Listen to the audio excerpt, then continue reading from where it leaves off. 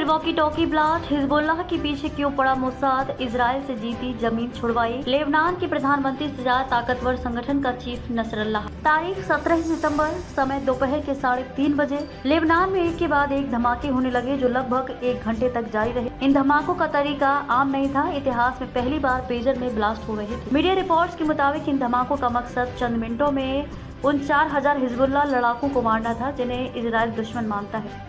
इस हमले में 12 लोगों की मौत हुई, वहीं हजारों लोग घायल हुए। हिजबुल्लाह अपने कम्युनिकेशन सिस्टम पर हुए धमाकों से उबर ही रहा था कि अगले ही दिन 18 सितंबर की शाम को उनके वॉकी टॉकी में धमाके होने लगे। इसमें 25 लोग और मारे गए। दोनों घटनाओं में 37 लोग मारे गए। लगातार 2 दिन हुए हमलों के बाद हिजबुल्लाह के चीफ हसन नसरल्लाह ने इजराइल से बदला लेने की कसम खाई।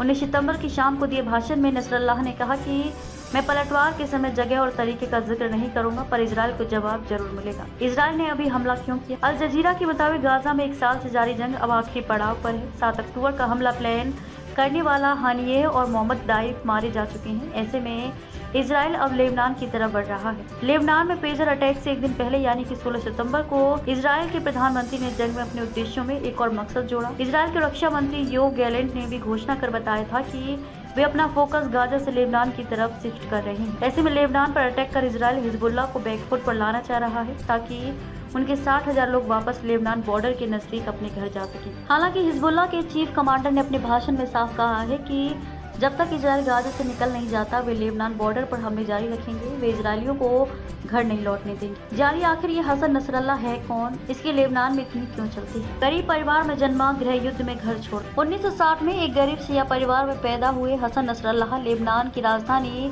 बेरूत के शार शाबुक इलाके में रहते थे। उन्हें बचपन से ही धार्मिक चीजों में खास दिलचस्पी थी।